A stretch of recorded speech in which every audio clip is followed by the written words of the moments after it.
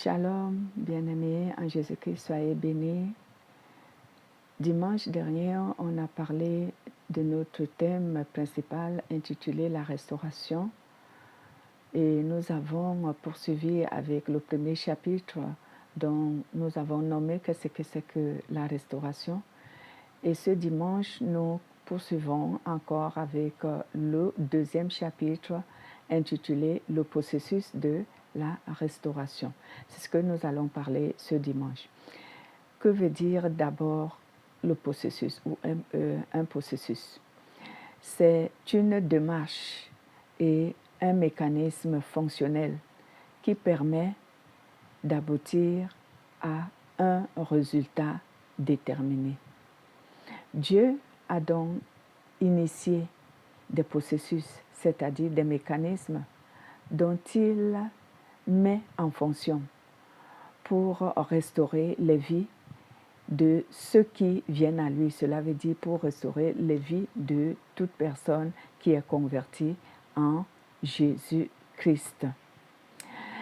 C'est pour cela que le processus de la restauration est la façon dont la restauration est mise en place dans la vie du chrétien pour aboutir à un résultat voulu par Dieu. Et nous voyons le livre de Jean chapitre 10 nous confesser cela. Jean chapitre 10 verset 10 qui nous dit « Dieu vient pour donner la vie et il veut la donner en abondance à ceux qui croient en lui. » Et c'est pour cela que donner la vie en abondance fait partie aussi de la restauration, que Dieu veut restaurer le monde et la vie des hommes, de ceux surtout qui viennent à lui. Ce processus fonctionne de manière progressive, comme nous l'avons dit dimanche dernier. Dans la vie du chrétien, ce processus fonctionne de manière progressive, car ce n'est pas aussitôt converti en Christ que la vie du chrétien est transformée ou elle est restaurée. Mais c'est au fur et à mesure que le chrétien marche avec Dieu que sa vie sera restaurée. Et pour que cette restauration soit enclenchée dans sa vie, il faut que ce chrétien dispose de certains éléments de base tels que la nouvelle naissance, tels que la nouvelle naissance, la sanctification, la foi, la fidélité. Ces éléments sont indispensables. Donc ces 4 éléments sont indispensables dans le processus de la restauration. Et cela parce que ces éléments permettent à Dieu d'avoir un accès libre dans la vie du chrétien et de pouvoir le restaurer. Donc ces éléments qui sont la nouvelle naissance, la sanctification, la foi et la fidélité sont des éléments qui permettent à ce que Dieu puisse enclencher la restauration dans la vie de ce chrétien qui croit en lui. Voici donc pourquoi Dieu restaure les vies de ceux qui croient en lui et qu'il n'a pas cette possibilité de restaurer la vie de ceux qui ne croient pas en lui. Mais quelqu'un me demandera, Dieu peut tout. Oui, Dieu peut tout. Dieu peut tout, mais Dieu a établi des lois spirituelles que lui-même, il honore, que lui-même, il les respecte. Il ne les viole pas. Par exemple, le Seigneur dit dans le livre d'Ésaïe, chapitre 59, au verset 1 à 2, il dit, « Ma main n'est pas trop courte pour vous délivrer, ni mon oreille trop sourde pour vous entendre. Mais ce sont vos péchés qui mettent une barrière entre vous et moi, afin que je n'intervienne pas en votre faveur. » Donc cela veut dire, c'est une loi. Dieu dit, et dans le livre de Jean, je crois, chapitre 9, la Bible dit que Dieu n'exauce pas la prière des pécheurs.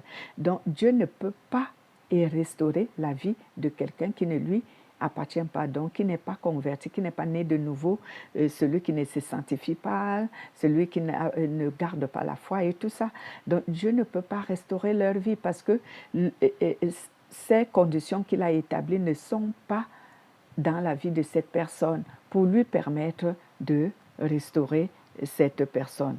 Donc ici, nous voyons donc que c'est pour cela que, bien-aimés, pour que Dieu restaure nos vies, nous devons lui donner un accès libre dans notre vie en nous en nous convertissant, cela veut dire en naissant de nouveau, en nous convertissant, en naissant de nouveau, donc en nous sanctifiant, en gardant la foi et en demeurant, en restant intègre, fidèle et loyal à Dieu. Donc lorsque nous demeurons dans la foi, nous sommes déjà convertis, cela veut dire nés de nouveau, on se sanctifie jour après jour, on garde la foi, on reste fidèle et intègre à Dieu. C'est cela l'accès libre que nous donnons à Dieu dans notre vie, que Dieu peut agir dans notre vie quand il veut et comme il veut. Parce que, bien-aimés, figurez-vous que dans ce monde, il y a des gens dont Dieu ne peut pas agir dans leur vie, même si il a même la volonté et l'amour de leur faire du bien. Mais Dieu ne peut pas agir dans leur vie parce qu'ils ont érigé une barrière entre eux et Dieu. Et Dieu, ne pouvant pas violer sa propre loi, il la respecte, donc il est dans l'incapacité de les aider. Cela ne veut pas dire que Dieu est un Dieu impuissant ou que Dieu est un Dieu limité. Non, mais juste qu'il respecte la parole que lui-même il a donnée. Sinon, Dieu ne serait pas un Dieu d'ordre. Sinon, Dieu ne serait pas un Dieu de vérité s'il ne respectait pas sa propre parole. C'est pour cela que j'ai pris un exemple tel que, les gens qui, Dieu a dit dans sa parole que quiconque ne croira pas en Jésus-Christ ne sera pas sauvé. Est-ce que vous croyez que Dieu va violer cette parole? C'est une loi spirituelle, Dieu ne va pas la violer.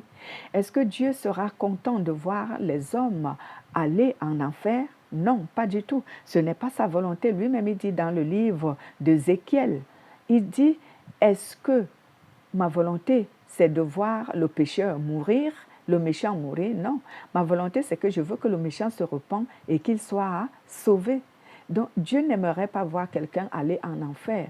Mais il ne pourra pas violer sa parole si la personne ne respecte pas les conditions de la vie éternelle, les conditions qui donnent la vie éternelle. S'il ne les respecte pas, Dieu ne pourra rien faire pour lui, bien qu'il sera triste de voir cette personne aller en enfer, mais Dieu ne pourra rien pour lui parce que cette personne n'a pas respecté la condition que Dieu a donnée pour que son âme soit sauvée.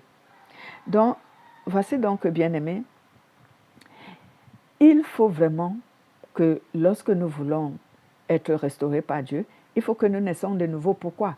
Je vais donner des avantages de ces 4 éléments dont j'ai donné qui donnent accès libre à Dieu dans nos vies pour qu'il puisse œuvrer comme il veut et comme un maître ainsi que comme notre Dieu. Donc, il faut donc que la personne naisse de nouveau et cela parce que la nouvelle naissance permet aux chrétiens d'être en communion avec l'Esprit de Dieu, qu'on appelle le Saint-Esprit. Et à travers cette communion, le Saint-Esprit peut restaurer la vie de cette personne. Cette communion donne accès libre au Saint-Esprit dans la vie du chrétien. Il faut également que le chrétien recherche la sanctification et qui se sanctifie jour après jour. Et c'est là parce que la sanctification, qui veut dire la sainteté, ici, permet à ce que Dieu œuvre facilement dans la vie de ce chrétien et en sa faveur, sans opposition. Parce que si tu ne te sanctifies pas, même si tu es né de nouveau, en ayant l'Esprit de Dieu, mais si tu ne laisses pas l'Esprit de Dieu te sanctifier, il y aura une opposition. Donc le diable va te revendiquer à chaque fois. Il va présenter à Dieu sa propre loi. Il va dire à Dieu que tu n'as pas le droit de restaurer la vie de cette personne parce qu'elle n'a pas respecté les conditions dont tu as donné. Je prends l'exemple. Lorsque Jésus-Christ est allé, je ne prendrai pas cet exemple, il est un peu plus long, je n'ai pas envie de mettre le temps. Je prends l'exemple lorsque le diable avait réclamé l'apôtre Pierre. Parce que l'apôtre Pierre était dans le péché. Mais la Bible ne nous cite pas quel est le péché ici. Mais je comprends très bien.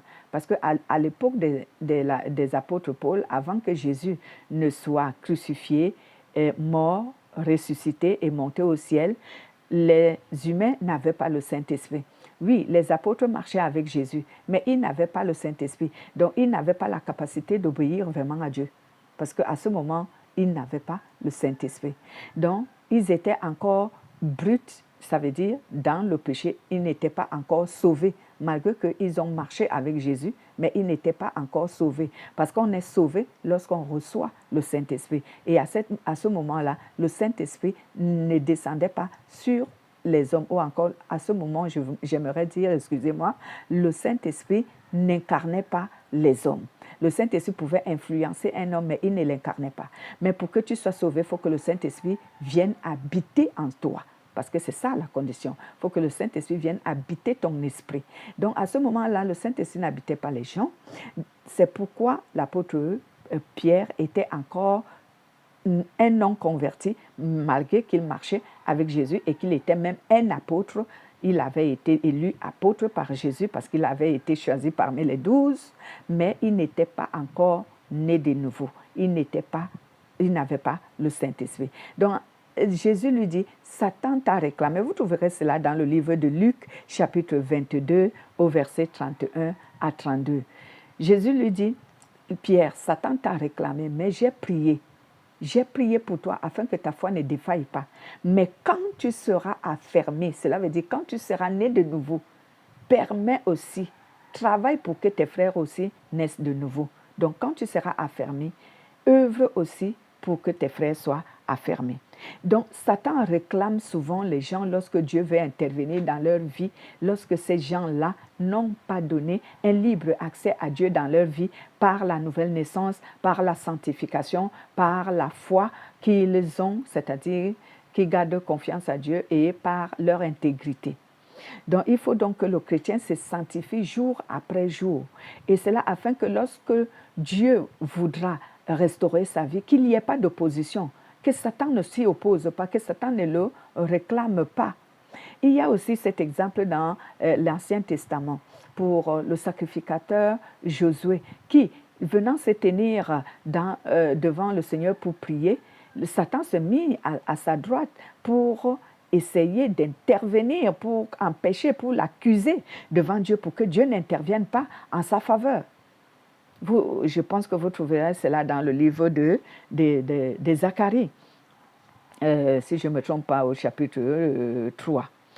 Donc, voici donc, bien-aimés, il faut également que le chrétien garde la foi. Et c'est là parce que la foi du chrétien, associée à sa sainteté, met en mouvement la manifestation de la puissance de Dieu.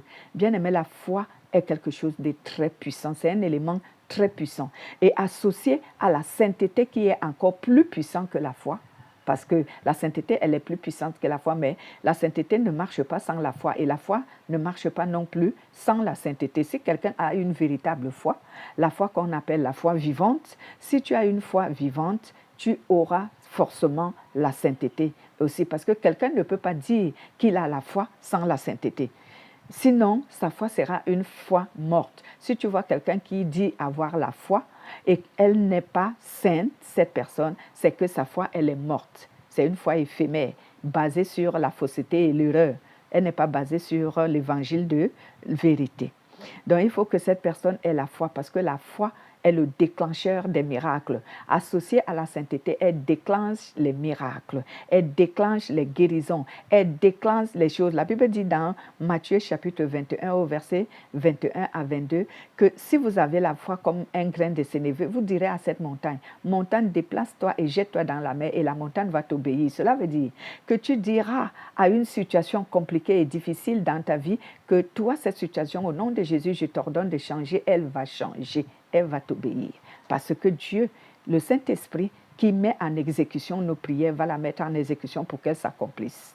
Voilà, bien-aimés, l'avantage de donner accès libre à Dieu dans notre vie pour qu'il puisse œuvrer pour nous restaurer. Il faut également que le chrétien reste fidèle, intègre et tout.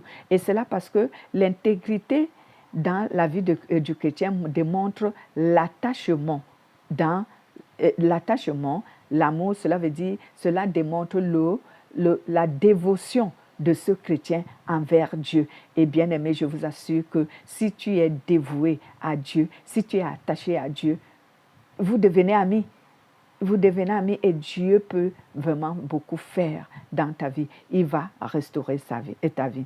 C'est pourquoi, bien-aimé, si donc tu recherches, tu veux être restauré, que ta vie soit restaurée par Dieu, il faut que tu recherches ces 4 éléments dont je venais de citer tantôt. Il faut que tu recherches la nouvelle naissance, il faut que tu recherches la sainteté, il faut que tu recherches la foi, il faut que tu demeures intègre. Parce que, bien aimé, si tu n'es pas fidèle à Dieu, ne perds même pas ton temps.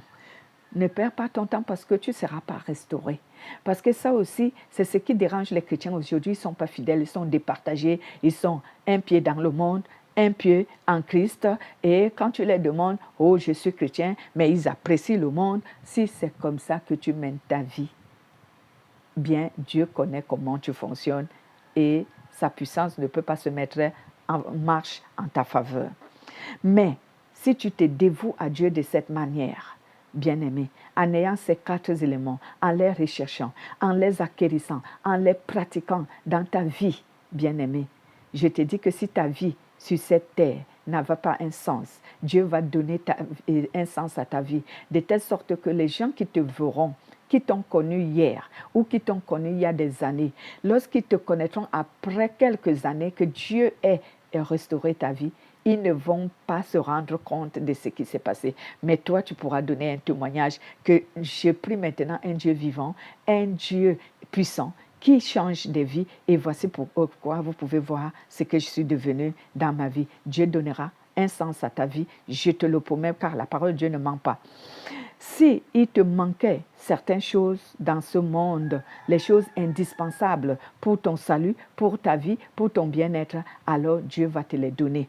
Oui, parce que nous, les chrétiens, on recherche les choses qui nous sont indispensables. On ne recherche pas le monde entier. On ne voudrait pas conquérir le monde entier. Ce qu'on veut, c'est les choses indispensables qui nous permettent de survivre sur la terre tout en gardant notre foi vivante pour notre relation avec le Seigneur. Si tu es bien-aimé, si tu rencontres les problèmes, l'oppression des démons et tout le reste des difficultés sur la terre, Dieu va intervenir et te délivrer de ces problèmes, de ces difficultés, de ces attaques nocturnes des démons, de ces oppressions des démons et des sorciers. Dieu va te délivrer de cela parce que c'est ça la restauration. Si tu es malade, Dieu va te guérir parce que c'est ça la restauration, bien-aimé.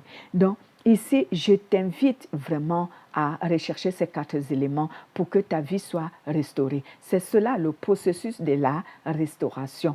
Il faut que tu donnes un accès libre à Dieu dans ta vie afin qu'il procède pour restaurer ta vie. Je te dirai un dernier verset qui va te bénir. C'est Psaume 37 au verset 25 qui dit que dans ce monde, je n'ai jamais vu Dieu abandonner un juste. Le juste n'est jamais abandonné. Sois béni, bien-aimé, et passe une agréable journée aujourd'hui et surtout passe une très bonne semaine. Sois béni dans le nom de Jésus, je t'aime.